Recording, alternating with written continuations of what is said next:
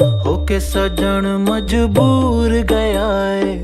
अखियां दे वास्ते खुशियां होवन होके हिजर विच चूर गया है सोना पया परदेस कटेंदा सजना नू दूर